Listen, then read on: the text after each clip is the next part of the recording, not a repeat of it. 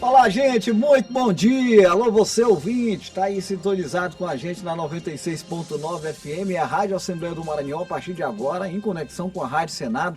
Bom dia a você, telespectador da TV Assembleia, canal 9.2, está simultaneamente com a gente no Diário da Manhã. E bom dia também aos nossos queridos internautas que nos acompanham através das plataformas digitais. Eu sou o Ronald II, entro ao vivo a partir de agora pela rádio, pela TV, também pelas redes sociais, com o seu Diário da Manhã aqui na apresentação da cobertura completa das atividades na Casa do Povo do Maranhão. São exatamente 9 horas e 2 minutos nesta quarta-feira, dia 8 de abril de 2026, quarta-feira, dia de sessão plenária. Daqui a pouquinho, ao vivo, as primeiras informações com a repórter Márcia Carvalho, que já está apurando a notícia no plenário do deputado Najib Aikel. A partir das 9h30 da manhã, aquela conexão que você já conhece, com a participação dos deputados e das deputadas. Na TV Assembleia a gente finaliza, assim que bate às 9h30 ali, já para que a TV possa transmitir ao vivo a íntegra da movimentação da sessão plenária desta quarta-feira. Eu vou trazer, dentro de alguns instantes, além da Márcia Carvalho com as informações, já um resumo daquilo que foi pautado pelos deputados e deputadas na sessão plenária de ontem, a primeira da semana, uma ordem do dia recheada de proposições, eu já até adianto isso, e já eu trago detalhes, tá bom?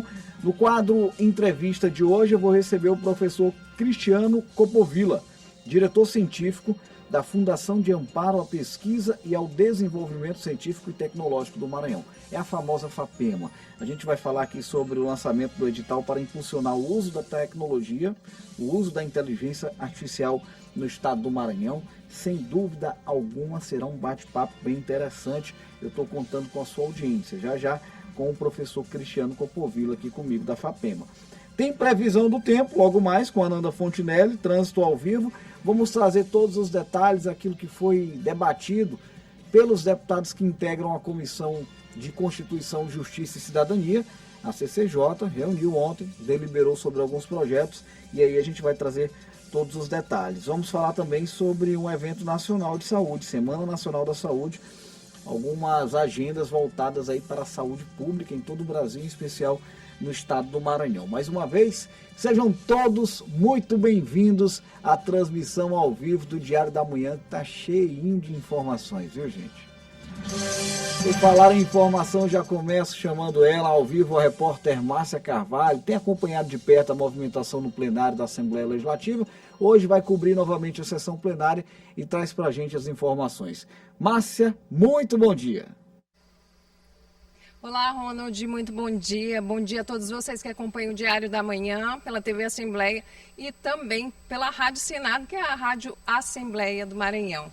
Olha só, já estou aqui na sessão plenária, aliás, no plenário, o deputado Najib Aikel, daqui a pouquinho começa a sessão plenária, que é esse momento onde os deputados estaduais se reúnem aqui no plenário para debater ideias, trazer soluções e situações aqui do estado para trazer mais melhorias para a população maranhense. Também aqui se aprovam, não é, as matérias, os projetos de leis que são analisados nas comissões de Constituição e Justiça. Inclusive, ontem tivemos reunião na Comissão de Constituição, Justiça e Cidadania e tivemos a aprovação, a análise da comissão e a aprovação de um projeto de lei que permite o parcelamento especial de débitos para empresas em recuperação judicial, visando garantir essa continuidade. Também foi aprovado um projeto de lei que cria o Observatório do Feminicídio, um projeto de lei de autoria da presidente da Casa, deputada Iracema Vale, em parceria com outras instituições, que tem um objetivo, é claro,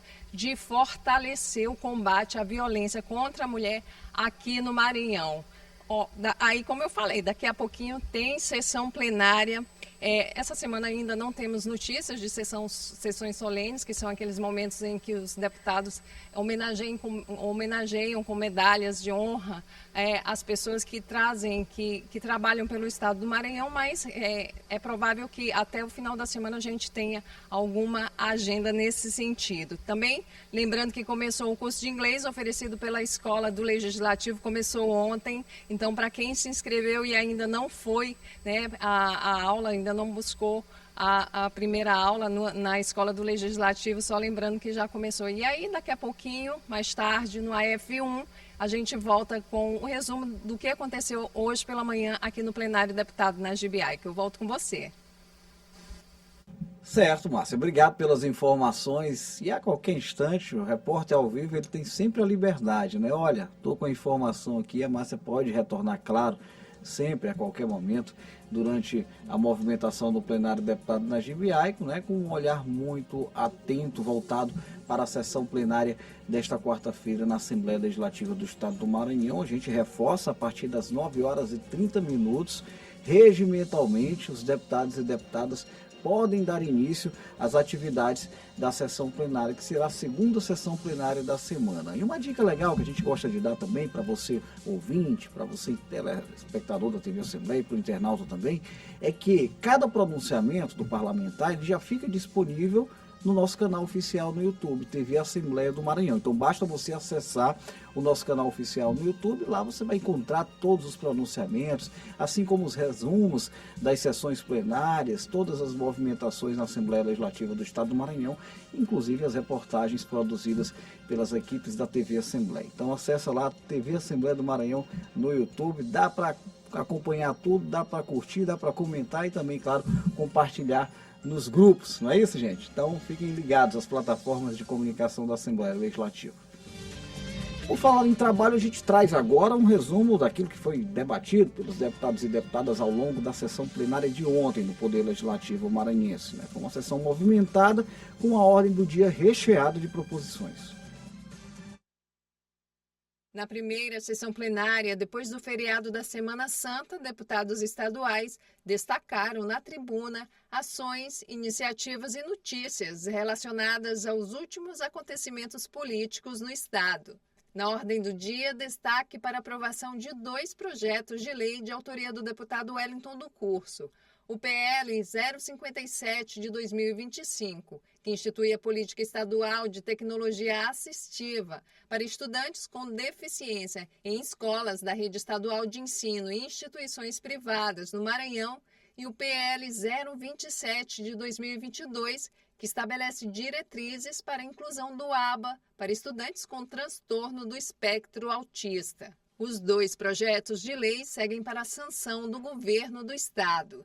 Também foram aprovados o projeto de lei 490 do deputado Doutor Iglesio, que institui o Dia do Agente da Receita Estadual, e os projetos de resolução legislativa, de autoria da presidente deputada Iracema Vale, que concede título de cidadã maranhense à primeira subdefensora-geral do Estado, Cristiane Mendes Marques, e de autoria da deputada Helena do Ailib, que concede a medalha de mérito legislativo Maria Aragão a Maria Clei Moreira Lima Lago, professora da Universidade Federal do Maranhão e presidente do Instituto Jackson Lago. Além de projetos de lei da Casa e também do Judiciário, deputados estaduais analisaram projetos de lei do Poder Executivo, entre eles o PL 002 de 2026, que dá nova redação ao artigo 2º da Lei 10.145 de 2014 e dispõe sobre a reformulação do regimento interno do Conselho Penitenciário do Estado do Maranhão e dá outras providências. A gente viu aí uma reportagem muito voltada para a ordem do dia, né? Aquele momento em que os deputados, em que as deputadas já apreciam as matérias que estão em tramitação no Parlamento Maranhense, estão em votação, em discussão no âmbito do plenário. Então você ficou por dentro aí, essa ordem do dia, inclusive, você pode encontrar por meio do nosso site oficial, al.ma.leg.br. Daqui a pouco, sessão plenária, já a gente volta a falar sobre o plenário do deputado Najib Aikel. Agora a gente abre o nosso quadro de entrevista desta quarta-feira com um assunto muito interessante, viu, gente? Vamos falar sobre tecnologia, vamos falar sobre inteligência artificial. Entrevista.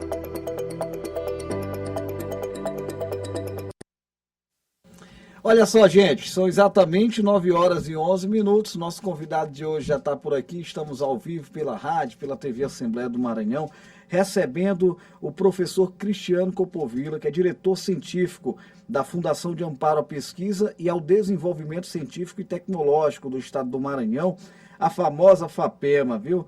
Diretor com vasta experiência aqui, graduado em Filosofia pela Universidade Federal do Maranhão, especialista pelo IESMA, mestre pela Universidade Federal do Piauí, também doutor em Filosofia pela Universidade Estadual do Rio de Janeiro, vasta experiência no campo acadêmico, no âmbito público, no âmbito privado, e vai trazer para a gente aqui informações sobre o lançamento do edital que tem como objetivo impulsionar o uso da inteligência artificial no estado do Maranhão, sempre um assunto de muita relevância. Professor Cristiano, seja bem-vindo, muito obrigado por estar aqui com a gente mais uma vez. Bom dia, ouvintes da Rádio Assembleia, bom dia, Ronald. Estou aqui à disposição para conversarmos sobre esse edital da FAPEMA. Professor, vamos começar então exatamente por ele, né? O que diz esse edital, quais são as novidades, né? O principal objetivo de mais esse instrumento aqui no estado do Maranhão. Então, como nós sabemos, a questão da inteligência artificial ela é irreversível, né? Ela, uma vez posta, ela tende a aumentar cada vez mais. E nós, da FAPEMA, resolvemos fazer um edital para chamar as pessoas os grupos de pesquisa, os professores, os estudantes que desenvolvem inteligência artificial para nós aplicarmos em soluções para o governo do estado. Então, a ideia desse edital é chamar as pessoas que já trabalham com inteligência artificial. A gente propõe 5 desafios para eles em diversas áreas. Sim. Essas áreas são as mesmas áreas que são apresentadas pelo Plano Maranhão 2050, né? O plano que o governo do estado segue para solucionar questões sociais do estado do Maranhão. A gente propõe, portanto, 5 desafios ligados a esses problemas e queremos uma solução em inteligência artificial para órgãos públicos ajudar a resolver esses problemas. Então, o edital está aberto com esse propósito. Interessante, né? Quando a gente fala, vamos incentivar o uso da inteligência artificial, é unir o útil ao agradável, não é? Que com certeza esses desafios eles estão formatados dentro da demanda social, né? Então a ideia também é otimizar, melhorar a qualidade dos serviços públicos que são desenvolvidos no estado do Maranhão, não é, professor? Exatamente. A ideia é nós aprimorarmos esse atendimento ao público.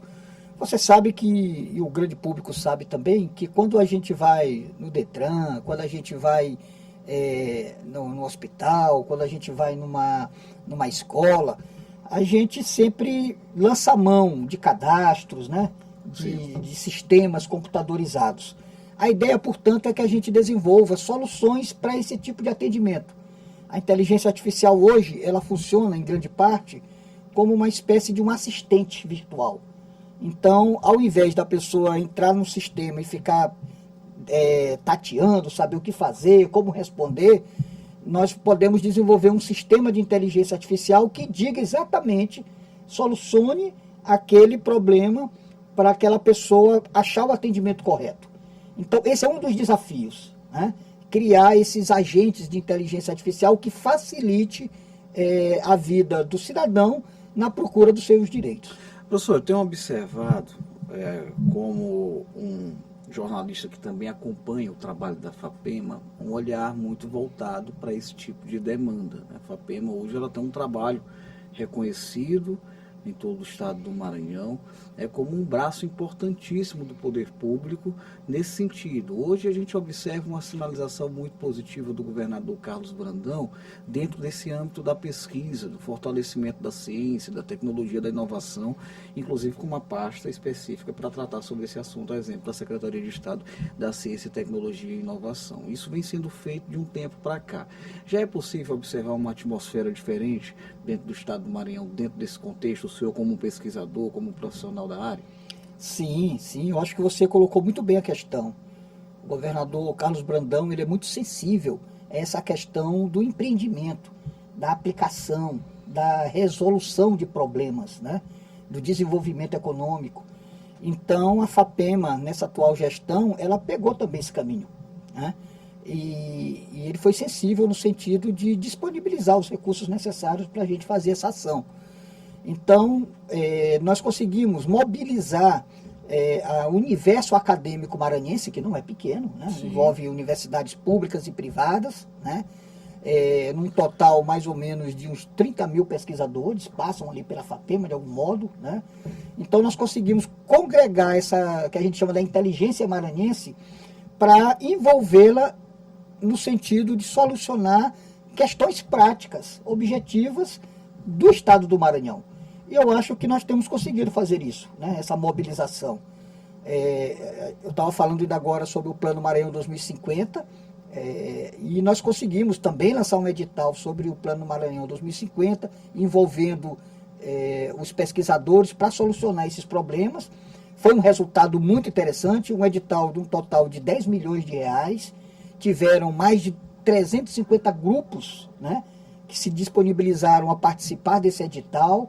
Em torno de 90 grupos foram selecionados e eles já estão trabalhando no sentido de entregar soluções, entregar produtos para a resolução desses problemas. Portanto, eu acho assim que, de fato, a FAPEMA, ela, mais do que um órgão somente de fomento para as universidades, ela passou também a ser um órgão que congrega e que destina e dá um sentido ao trabalho acadêmico no sentido da sua aplicação prática para a resolução dos problemas concretos e para os desafios do Estado do Maranhão. Então, ela assumiu esse papel também.